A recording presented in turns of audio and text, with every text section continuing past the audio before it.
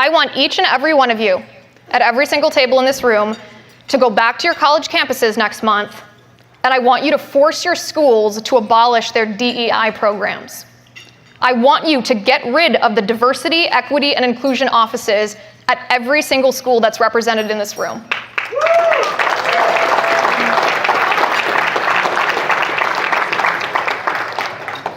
DEI initiatives, it stands for diversity, equity, and inclusion, is not good. It is not moral. It is not just. It's not something that on campus or in the corporate world or in our country that we should strive to achieve.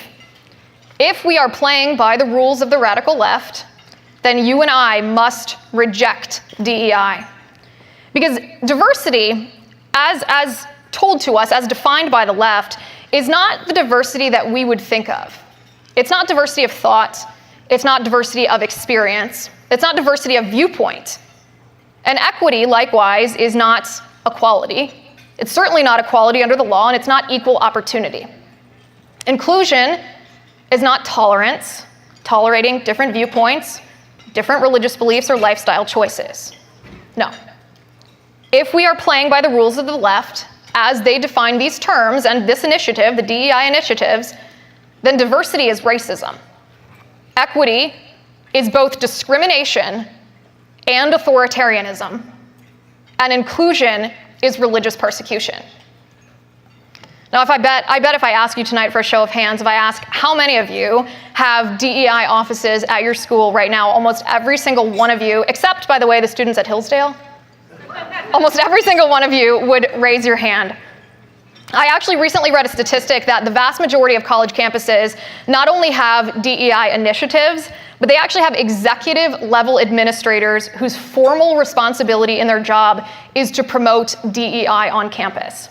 In fact, get this, the average university has 45 administration members who have formal responsibility in their jobs for promoting DEI goals.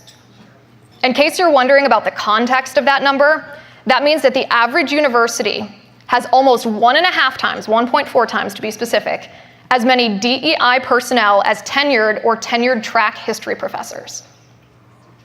I think that shows us where their priorities lie. So before I get ahead of myself today, we need to actually define a term. The definition of words is incredibly important in our nation and increasingly under assault. So let's start today by asking the question, what is DEI? The words diversity, equity, and inclusion sound pretty neutral. They're fairly vanilla words. They have a generally positive connotation in the context of history, in the context of the English language.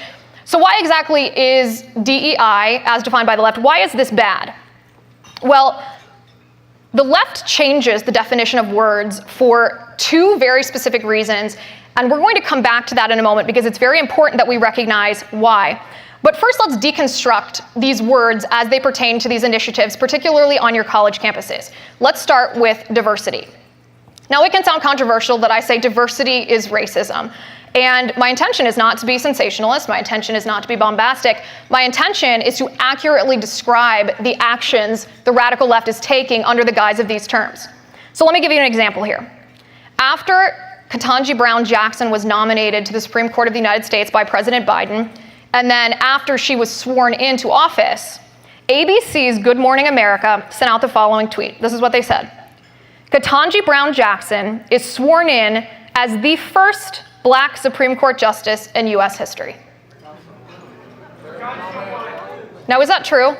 No. It is not true because Clarence Thomas, the last time I checked, I'm not a biologist, but the last time I checked, he is a Black man. But to the left, Clarence Thomas isn't the right kind of Black man. Because the left thinks that you should be forced to adhere to certain ideology based on the color of your skin. My friends, that is racism. And that is how the left defines diversity.